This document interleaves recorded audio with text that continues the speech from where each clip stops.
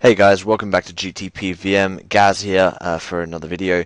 And over the past few days, I've been talking with a lot of people and trying to determine the very best methods. And so here I am with the most in-depth player imports guide that I can bring you. I hope you enjoy it.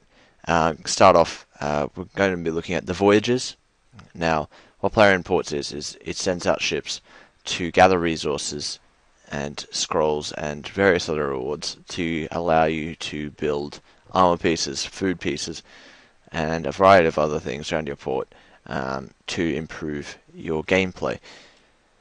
Now, at the moment, I have got a ship out at sea, so I'm going to look at the other one, and we're going to look at requirements for voyages. So first of all, we're going to the voyage list, and you can see that I've got a number of voyages here. Only a couple of normal voyages. We'll look at this one. I'm not going to send it out right now, but as you can see, I got 19% chance of success. I need 2,000 in each of the different criteria. So that's morale, combat, and seafaring. And each crew member that you can recruit will have a different designation. So if we look here, first of all, we'll look at crew. So for this ship, I'm going to drag just one of the random captains up. So now that the captain is in, I have available a list of crew. So if we look, first of all, I got my Eastern Bannerman, who, I'll take a look here, has 420 morale. So he is mostly focused on morale. So for this particular voyage, it needs a mix of all three. So if I wanted, as you can see, I've already got quite a bit of morale in there. So what I'd need would be combat. So if I click here, and then put in, say, one of these guys. It doesn't really matter, I'm not going to send this out, as I said. But if I put him in, then as you can see, the combat requirement goes up. The same goes for seafaring, and you can usually tell which each individual crew member will be assigned to based on their cap. Green for morale, red for combat, and blue for seafaring. You have random characters such as the Cyclops and the Golem and the Dwarven Engineer, who give different stats, such as Dwarven Engineer, as you can see, gives a great deal of speed, and the Cyclops gives combat and morale, and these are just various different characters that you can get.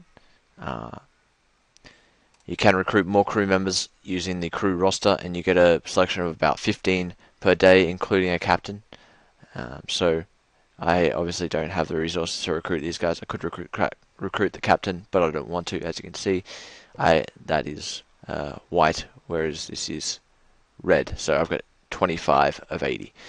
So I'm not going to be able to buy anything, even if I wanted to. The things used to buy them are the resources, as you can see here. Chimes, bamboo, gunpowder, slate, cherrywood, jade, and stainless steel. Anyway, moving on. So continuing on with the requirements, you can also change around with ship parts, such as any of these through to here. As you can see, cannon, it gives combat, food gives morale, and rigging gives seafaring. So if you need the seafaring bonus, I need more combat bonus, so if I decide to activate this one, combat goes up, seafaring goes down. Any items available on deck 1 are also available on deck 2, so you don't have to unlock things twice. Rudders are used to increase the speed of the voyage and can shorten the time, so you can send out more voyages in less time. Hulls are generally used for, well, they vary. Like, as you can see, the higher level, the better they get. For the example, this one gives 450 morale, so it's a golden hull. It will give morale. Battle hull will obviously be good for combat. Sleek hull is good for seafaring, and so on and so forth. You get a lot of different hulls, but obviously they take increasing amount of requirements to unlock. Up to the top one, which takes 15,000 chimes and 5,000 stainless steel, but obviously gives a great deal of bonuses. Rams and figureheads are essentially the same, and you can tell what you can unlock by the color of the lock here. If it's gold, you can unlock the item, you have the requirements for it. If it's silver, you do not, and so you cannot. Moving on, there are special voyages which can give special rewards. The normal voyages will generally give rewards of coins, chimes, and gunpowder or bamboo or a base resource, uh, your special voyages will give more rewards. So as you can see, I can unlock chimes and gunpowder. It gives greater rewards or storyline. So that's quite interesting. Some special voyages will allow you to unlock a scrolls, but I'll get to those later. Moving on to the dock, you've got several NPCs, such as I'll pause and be back when I'm at the black market. The black marketer is an NPC that can sell you various resources.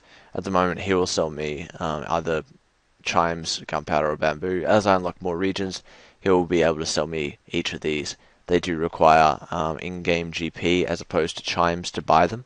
So that's the specifics of those little ones. Then also there are visitors to the port, such as at the moment I've got the assassin, which requires slayer to attract, biologist, which requires herblore. There's also the convict, which is thieving, the the occultist, who is runecrafting, the whaler, which is fishing, I believe, and there's one other which I can't remember right at the moment. They do require 90 in their respective stats to attract, and so you'll need that before you can attract them. There's also the barmaid, who will offer you an additional voyage each day. I would encourage you to complete all your available voyages before you talk to her. You gossip to get that extra task. Otherwise, you will lose one of your voyages. You also have the navigator, who helps you to manage your port, along with the partner, who gives you advice occasionally. I haven't really had anything useful from him yet.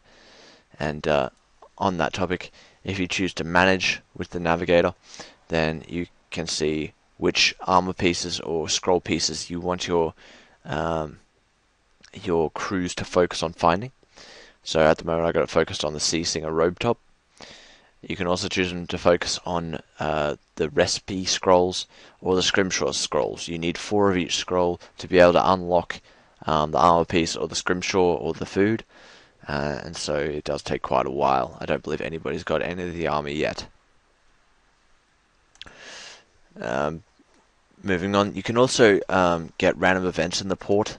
Once you've completed a voyage, as you claim the rewards, it will give you a notification to go and talk to one of the NPCs in the port, and they will give you a random event.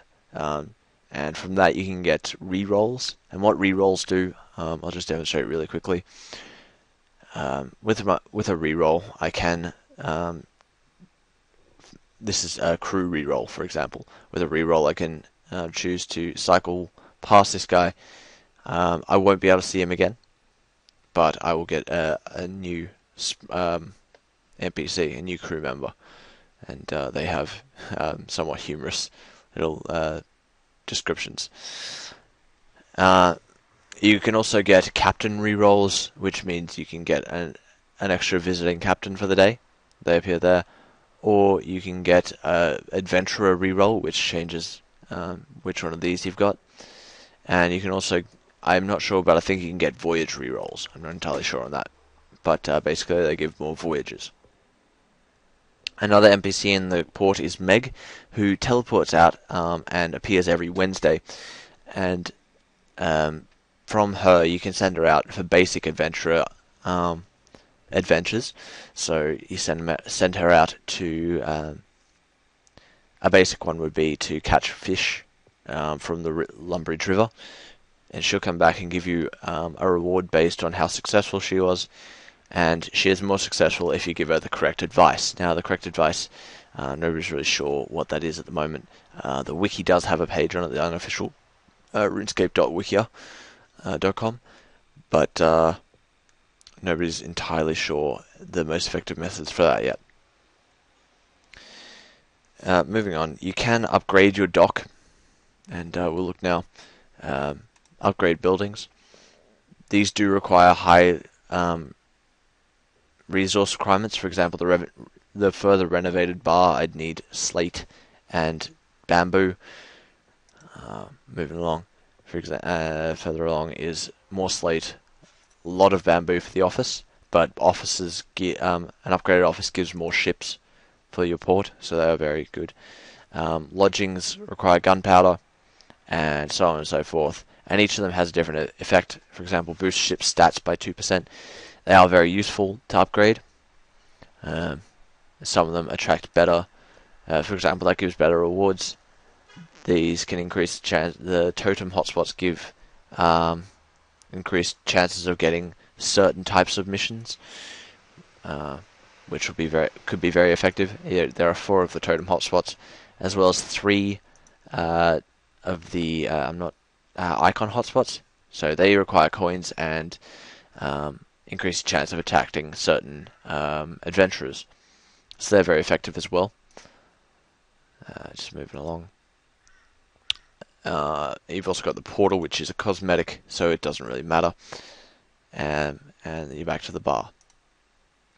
Anyway, that just about sums up the player and ports. I hope you guys have enjoyed this video. It has taken a while to get together all the information, so I'm really hoping that it's a helpful video and that you guys can really use it. Give me some feedback. Tell me if you like it. Tell me if you want more videos like this. And I'll talk to you guys in a few later videos. Just a quick update on my PVM guides.